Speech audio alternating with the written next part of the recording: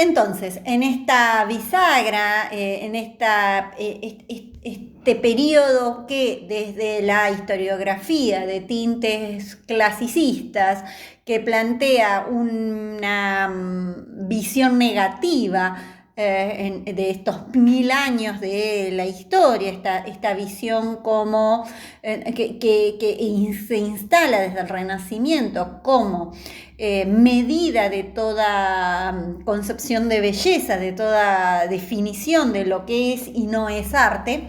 La Edad Media es un periodo sumamente complejo, rico, diverso, y nosotros nos vamos a dedicar solamente a una parte que tiene que ver con la parte de Occidente, aquella pérdida de unidad que implicaba el Imperio Romano, cuando ya previamente se había dividido, y Roma como ciudad de peregrinaje incluso se va a instalar, ¿no?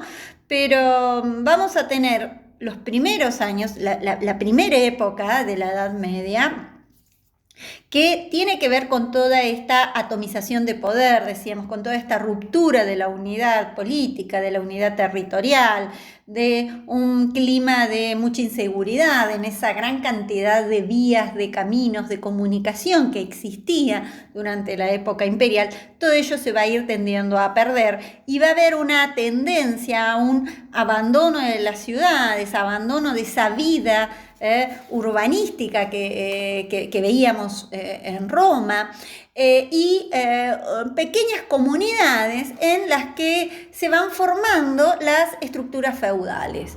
Y si tienen una característica, es una característica que instala esta idea de conservación, ¿no? De conservación de un orden basado en este orden de estructuras feudales, estructuras que estaban vinculadas a hoy diríamos una esclavización. ¿Por qué?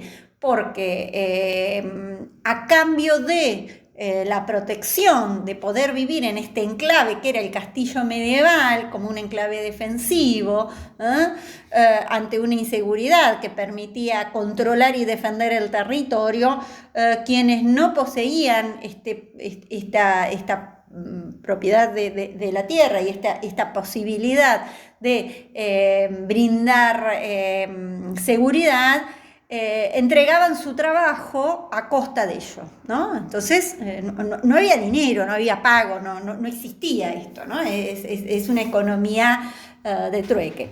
El otro enclave que se va a instalar y que lo tenemos que pensar en este occidente, que es lo que durante la Edad Media se va a consolidar, lo que va a hacer después con el Imperio Carolingio y con lo que podríamos decir la Pax Cristiana, esta búsqueda del nacimiento de lo que va a ser Europa. El otro gran enclave van a ser los monasterios. El monasterio medieval tiene su antecedente en los antiguos monasterios en Egipto, ¿no? Esta idea de la vida monástica, de una vida que implica una vida retirada de la comunidad, una vida en soledad. Se tiene indicios de estas vidas de anacoretas, como se les solían llamar. María Magdalena, después de la reconversión, ¿no? Se retira como penitente y anacoreta al sur de Francia, ¿no?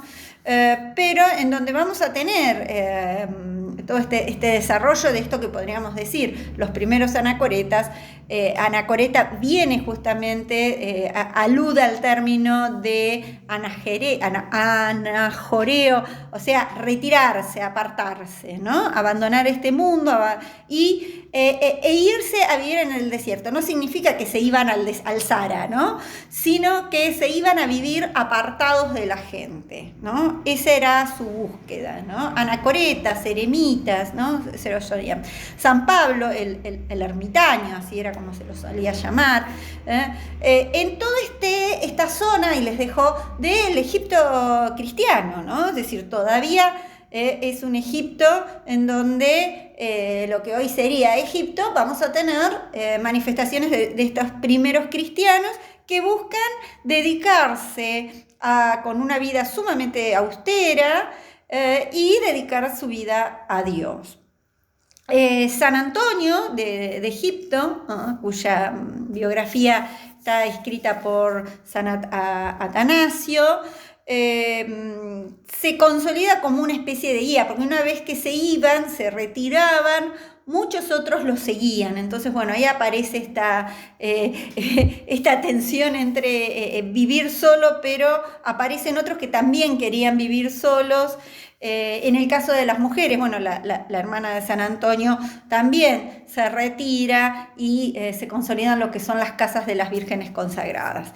Bien, estos anacoretas que empiezan a formar grupos así de una manera, diríamos, muy anacrónica, muy desorganizada, se empiezan a organizar, a formar pequeñas chozas y empiezan a vivir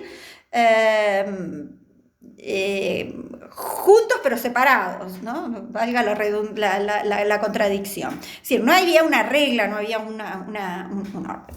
Y por el otro lado, ahí les dejo algunas imágenes de la zona de Capadocia y demás, de los cenobios, ¿no? Cenobio viene justamente de vida en común, vida en comunidad, ¿no? Entonces, empiezan a ir viviendo, ¿no? Una vida cenobítica, ¿no? Las primeras manifestaciones lo tenemos en la Tebaida, en Tebas, ¿no? Y van a ser lugares cercados que van a obedecer al abad. Abad significa padre, de ahí viene el nombre de el abad como el que estaba manejando, diríamos, el que tenía la autoridad en ese grupo. Ahí tienen las distintas maneras de organizarse, ¿no? San Jerónimo hace toda una experiencia monástica en la Tebaida, en Egipto. Después, bueno, se va a un cenobio femenino con Santa Ana y Santa Eustaquia para poder traducir textos bíblicos, la conocida Vulgata. Las mujeres por lo general se retiran para poder lograr un interés intelectual, ¿no?